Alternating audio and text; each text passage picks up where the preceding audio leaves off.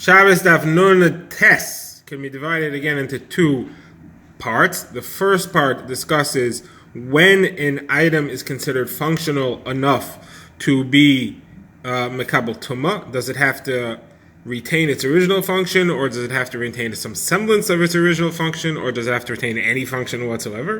And then we go back to our list of different devices that people wore, which ones you're allowed to wear in the street, and what exactly they were, and how they function. We'll go through a number of those devices. The first issue that will be discussed by the Gemara is that of an object, a kli, which is mekabel tuma. It is susceptible to becoming tamei. As we learned in the past, an object can only become tamei if it's functional, if it's useful. The question here is, what if the object breaks in such a way that it is not really functional anymore, but it still has some remaining function? So we have a machlokes, what type of function it has to still have. One opinion is that it has to have any function. Any function, if it's still useful in some way, it's still functional, and therefore it is still mekabel tuma. The other opinion is that no, it can't have any function. It has to have a function that is somewhat similar to its original stated function. Classic function which it had, it's not quite as useful as it was before, but if it can still perform some similar type of a function, then it is still mekabel tuma, even though it's broken and it's not fully functional anymore. Now, who are the opinions here? It's Rabbi Yochanan against other Amoraim. The problem is that we have three cases to discuss, and Rabbi Yochanan's opinion in one of them is different than his opinion in the other two. It seems to be switched. So what the Gemara is going to do is the Gemara will switch that one opinion of Rabbi Yochanan in order to line it up with the other two opinions that we've seen in the name of Rabbi Yochanan. So let us see the three cases and how the opinions work for each one of them. The first one is that of a cowbell, a bell that an animal wears around its neck, which is designed to make noise, to produce a sound so that you can hear where the animal is. So what happens if the thing breaks and the clapper, the piece which is in the middle of it, and strikes the side in order to make sound? What if that falls out? Now it can't make a sound anymore. So the Gemara says it's still mekabel tuma because it still has the function. And what is that function? So Rav Yossi, the son of Rav Chanina, says because it could still make sound. It could still be used. You could still use the body of the bell to strike against something else to make a sound. Rav Yochanan says, what? You could use it as a cup. You can give a child a drink with it. So you see here clearly that Rav Yochanan is of the opinion that it does not have to have a function similar to its original function. It's enough to use a bell as a cup. Those are not related. The other opinion is that it has to be used to make sound. Okay, now we're going to see two opinions where Rav Yochanan holds the opposite. Rav Yochanan holds two cases in which Rav Yochanan holds the opposite. Rav Yochanan holds that it's got to be a function similar to its original function, and the Gemara will switch this one, switch the names so that it lines up with Rav Yochanan's other two opinions. Now, let's see the two cases in which Rav Yochanan says that in order for an object to still be functional enough to be mekabel tuma, it has to have a function which is similar to its original function. The first case is that of using a container, like a bucket, as a chair. So we have a brisa, and we have a machlokes about an application of the brisa. The brisa is discussing a zav. The halacha is that a zav who sits on something, even if he doesn't touch it, but he sits on it indirectly, makes the object a tamei. That's only, the pasuk says specifically, only an object which is a chair. Its purpose is to use as a chair. If he sits on a bucket, so that's not tamei because it's not a chair. It's not its function. Okay, that's talking about a zav, and there the pasuk tells us that almost explicitly by saying asher yeshev, which he will sit on in the future, meaning that it's a chair, something that he will sit on again, not a bucket which he just happens to be sitting on now. Okay, so that's concerning a zav. Now, the Amoraim discuss what about other types of tuma, like tumas mace or something like that. Let's say you have an object which is tamei, tumas. Let's say you have an object which is potentially becoming tamei tumas mace. Let's say you have a bucket. Let's say the bucket is not functional as a bucket anymore, but you still say, well, it's still functional as a chair. So it still has a function, but it's not really designed to be a chair. So on this, the Gemara says, Rav Elazar says that the rule that it's got to be that its purpose, that it's really a chair, doesn't apply. A bucket is still functional as a chair, even though it's not its main purpose, and therefore it's still functional and still mekabel tuma. Rav Yochanan disagrees. Rav Yochanan says no. It's got to be that it's still functional in some way as part of its original function. It cannot be a totally different function. If you want to make a bucket that's broken still able to be makabel tumah, it has to be used in some bucket kind of fashion. The fact that it's a chair doesn't help, just like the fact that you're using a bucket as a chair doesn't make it tameh for a zav. Now, that's the second case. Now, the third case is talking about a shoe of an animal. This is not a horse shoe. This is a shoe that fits around the foot of the animal, and it's put on animals apparently during wartime. It helps the animal walk over the rough ground so that it shouldn't hurt its feet. So the Gemara says, what if this... Here, the issue is not that it's broken. The issue is that an object is not considered functional to be makabel tumah unless it has a function to a person. If it has a function to an animal, that doesn't count. So the Gemara says, what is the function of this shoe to a person? So Gemara gives three opinions. The opinion of Rav is that you could use it as a cup during wartime. If you don't have something to drink from, you could use it as a cup. Rav Chanina says you could use it to hold oil, to anoint yourself with. And Rabbi Yochanan says, no, you could use it. You will even use it as a shoe for yourself. If you need to flee from the battle and you have nothing else to protect your feet, you'll even use your animal's shoes. So again, you see that Rabbi Yochanan says in order for it to be functional, it's got to have a function which is similar to its stated function. It's a shoe. So a person could use it as a shoe, so then it counts as functional as a shoe. But if it would be a different function, that doesn't count at all. So the Gemara therefore has two opinions in which Rabbi Yochanan says it has to have a function similar to its original function, and that is we switched the third case, that of the bell, to fit with these. Okay, now the Gemara wants to know about these shoes. What's the difference between the three opinions? We had Rav Chanina, and Rav Yochanan. One that you could use it as a cup, one that you could use it to hold oil, and one that you could use it to walk on. The Gemara wants a case where there will be a different ruling between these three opinions. So the Gemara says, first of all, if the shoe is dirty, you wouldn't use it to drink, and therefore it's not makabel tumah according to Rav, but it is makabel tumah according to the other two. You could still use it to hold oil, and you could still use it to walk on. And now the Gemara says, what is the difference between the other ones? So the Gemara says, if the shoe is very heavy, if it's too heavy, you can't use it to walk on, but you could use it to hold oil or as a cup. You would not run with it because it's too heavy for that. The Gemara returns to the discussion of different ornaments that may or may not be worn on Shabbos. The Gemara will discuss 3 or 4 of them. First, we'll discuss the Ir Shel Zav, the city of gold ornament. Then the Gemara will discuss something called a klila, and then the Gemara will discuss another ornament called a kamra. So first of all, what is this Ir Shel Zav? So the Gemara explains it was a very distinguished ornament which was engraved.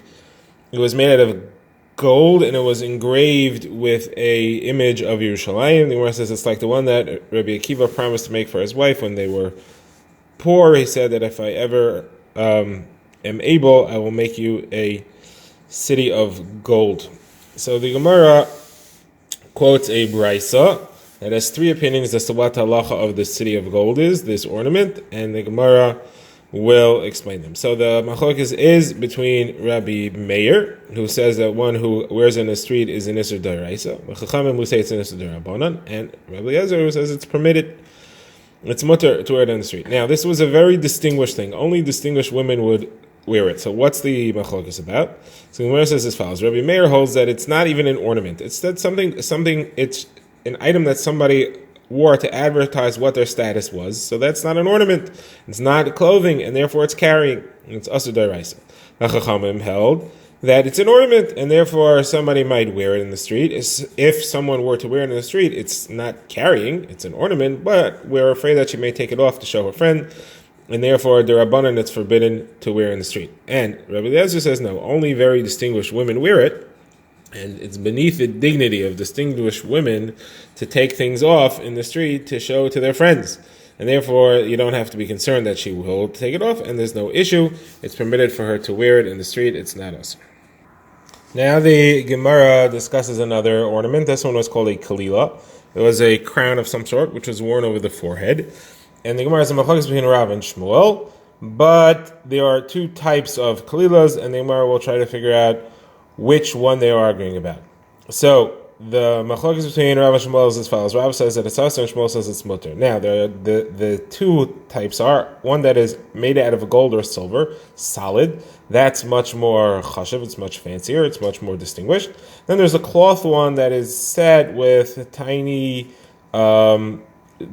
precious or semi-precious stones. That is much less respectable because it's mostly cloth. So the Gemara's first version of Rav and Shmuel's machlokes is that they both agree that the gold one is forbidden because people will take it off to show to their friends, and the one that's cloth made with the studs, that's a machlokes if it is significant enough for somebody to take off and show. The second version of this is that no, the one that's cloth, everybody agrees is mutter because it's not significant enough to show off. The gold one, that's a machlokes. It's definitely significant enough to show off. The question is it worn by regular people who would show it off, or is it only worn by chash people who wouldn't show it off? That's the argument. Now, according to the first version of this argument, Rav, who says that it's asur, says that they are both asur, and Shmuel says no, the only one that's permitted is the cloth one because that's cheap. According to the second version of the argument, Rav, who says that it's asur, says only the expensive one is asur, but the cloth one is mutter, and Shmuel says that both of them are mutter. So it comes out that according to the first version, Rav says that they're all asur. According to the second version, Rav has one that's mutter. So Gemara says that Rav Shmuel bar Bachana told Rav Yosef, you once told us that Rav has a permitted one. Obviously, you hold of the second version of this machlokes, and Rav says that there is a permitted version of this ornament, and that would be the fabric studded crown. Okay, now the Gemara has an interesting story about this. The Gemara says that the Chachamim told Rav that there was a great man who came to Nahar Da, and he was limping, and he said that wearing this thing on Shabbos is permitted. The Gemara says, who was this? The Gemara says it was Levi. Levi limped, and he was very tall. So now the Gemara says, based on this, we can figure out that Rav Afes, who was the head of the yeshiva in Eretz Yisrael, must have passed away. How do we know? Because what happened was as follows. The Rosh Yeshiva in Eretz Yisrael was Rebbe. And then when Rebbe was about to die, he said that Rav Chanina is going to be Rosh Yeshiva after me. But Rav Chanina didn't want to. He let Rav Afes be instead of him because Rav Afes was older. Now Rav Chanina therefore was left alone. So Levi went to learn with Rav Chanina in order that he shouldn't have to learn on his own. So now the Gemara said, why did Levi leave Eretz Yisrael? It must be that Rav Afes had died. And Rav Chanina became Rosh Yeshiva like Rebbe had said he would.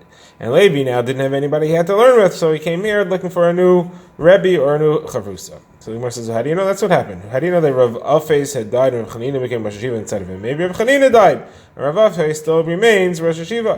So the Gemara says, if that's what happened, then Levi would have gone to learn by Rav Afes in the yeshiva. Rav Afes was older than him, and therefore he would not have had a problem learning from him as he was Rosh Yeshiva. If Rav Chanina became Rosh Yeshiva, though, then it makes sense. Levi would not feel the need to go learn by him because they were the same age, and he could go look for somebody who was older than him and would not have a problem.